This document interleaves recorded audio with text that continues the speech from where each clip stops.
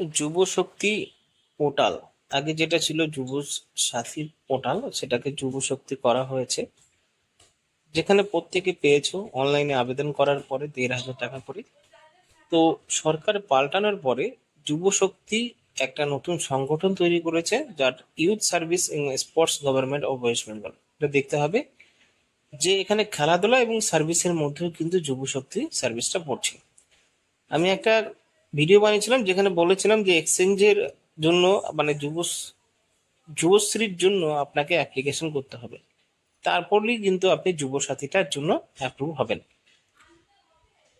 মাননীয় মুখ্যমন্ত্রী শুভেন্দু অধিকারী তিনি কিন্তু ঘোষণা করেছিলেন কাল, এবং তিনি বলেছিলেন যে যুবশ্রী প্রকল্পে যারা ছিলেন বা যুব সাথী প্রকল্পে যারা ছিলেন তাদের যুব শক্তির কনভার্ট করে তাদের কিন্তু টাকা দেওয়া হবে। যেখানে ১,৫০০ টাকা করে পেত, তাদেরকে দেওয়া হবে ৩,০০০ টাকা করে। তো সেই ক্ষেত্রে এখানে আর কিছু দেখাচ্ছে না, অ্যানাউন্সমেন্ট যেটা ছিল অ্যাপ্লিকেশন স্ট্যাটাস সে একই রয়েছে, কোনো কিছু পরিবর্তন করা হয়নি। স্ট্যাটাস চেক করলে আপনি সেই সুন পসিবল দেখাবে, এবং ওয়েবসাইটটা চেঞ্জ হয়েছে, এবং যেটা করতে হবে আপনাদের কিন্তু সাইন আপ রেজিস্ট্রেশন, যেটা আমি আগের ভিডিও দেখেছিলাম, যেটা হলো গভর্নমেন্ট এক্সচেঞ্জ, গভর্নমেন্ট,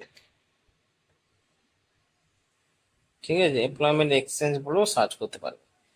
প্রথমে যে ওয়েবসাইটটা চলে এসেছে employmentbank.gov.in, এই ওয়েবসাইটে ক্লিক করতে হবে। আপনি মোবাইল দিয়ে করছি, আমি পিসি দিয়েও করেছি, সেটা আপনাকে দেখিয়েছি। এখানে কিন্তু রেজিস্ট্রেশন করতে হবে। তো এখান থেকে ৩ ডটে যাবেন, ৩ ডটে গিয়ে এখানে ডেস্কটপ সাইট লেখা আছে, এটা ক্লিক করে দেবেন। ডেস্কটপ রূপে চলে আসবে। এখান থেকে আরেকটা সেকশন খুলছে, সেটা হলো যোগা আয়ুষ সঙ্গম। তো এইখানে যোগাসনের জন্য তারা একটা ওয়েবসাইট খুলেছে, এখান থেকেও কিন্তু আবেদন করতে পারবেন যোগার জন্য। তো এখানে আবেদন করে গিয়ে আপনি বাইরে ক্লিক করবেন, তাহলে যোগা আসন সেটা চলে যাবে। এখান থেকে আপনি ভিউ অ্যাডভার্টাইজমেন্টে দেখতে পারবেন নতুন নতুন চাকরি অ্যাডভার্টাইজমেন্ট দেখতেই পাচ্ছে। অভিজ্ঞ রাজমিস্ত্রি ২১৮ থেকে ৪৫, অষ্টম শ্রেণী পাস করতে হবে, ২১ তারিখ লাস্ট ডেট রয়েছে। হাই HR রেজুলেশন পোস্টে চাকরি। তো এখান থেকে আমি আবার বাইরে ক্লিক করছি, বাইরে ক্লিক করার পরে এখান থেকে আমরা দেখতে পাচ্ছি যে লগ ইন এবং নিউ এনরোলমেন্ট স্টিকার। তো আমরা এখানে ক্লিক করব। এখানে ক্লিক করার পরে আমরা এখানে রাইট চিহ্ন দেবো, অ্যাকসেপ্ট কন্টিনিউতে ক্লিক করব।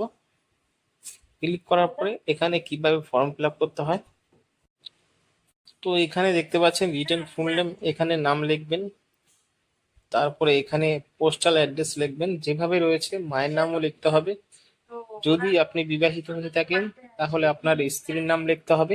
এখান থেকে আপনি জেন্ডার সিলেক্ট করতে পারবেন, এখান থেকে আপনার লিঙ্গ সিলেক্ট করে নিলেন, এখান থেকে আপনার কাস্ট সিলেক্ট করে নেবেন,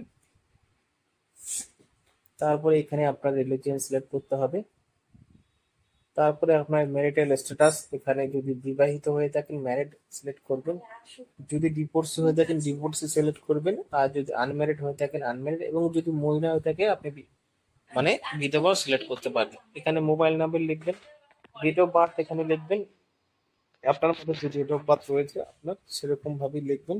লেখার পরে এখানে ইমেল অ্যাড্রেস এবং আধার নাম্বারটা দেবেন, এবং যদি কোনো প্রতিবন্ধী হয়ে থাকেন তাহলে ইয়েস দেবেন। ইয়েস দিলে আরেকটা দেওয়া হবে, কারণ এখানে দেওয়া হবে মানে আরেকটা সেকশন, যেটা আপনি কত পার্সেন্ট ডিসেবিলিটি রয়েছেন, এবং এখানে এক্সাম পাসের যোগ্যতা আপনি দিয়ে দিতে পারবেন পরপর, এবং আপনি যে ভাষা লিখতে পারেন, পড়তে পারেন এবং বলতে পারেন, এখান থেকে আপনি কিন্তু সিলেক্ট করে নেবেন। তাছাড়া অন্য ভাষা জানলে আপনি অ্যাড করবেন, অ্যাড করে এখানে আপনাকে লিখতে পারেন, পড়তে পারেন, বলতে পারেন এবং ভালো মতন বলতে পারেন। এটা দেওয়ার পরে আপনার উচ্চতা, ওজন এবং আপনার ফটো আপলোড করতে হবে। তারপরে কাজের অভিজ্ঞতা তথ্য এখানে আপনাকে দিতে হবে, মানে আপনি কি কাজ করছেন এই পর্যন্ত, অ্যাডিশনাল অতিরিক্ত তথ্য দিতে পারেন। এখান থেকে দুটো টিকচিহ্ন দিয়ে সাবমিট করতে হবে। এইটা না করলে কিন্তু যুব সাথী আপনি পাবেন না। তো মোবাইল দিয়ে এই কাজটা করতে পারবেন, আমি ডিসক্রিপশন বক্সে লিঙ্ক দিয়েছি।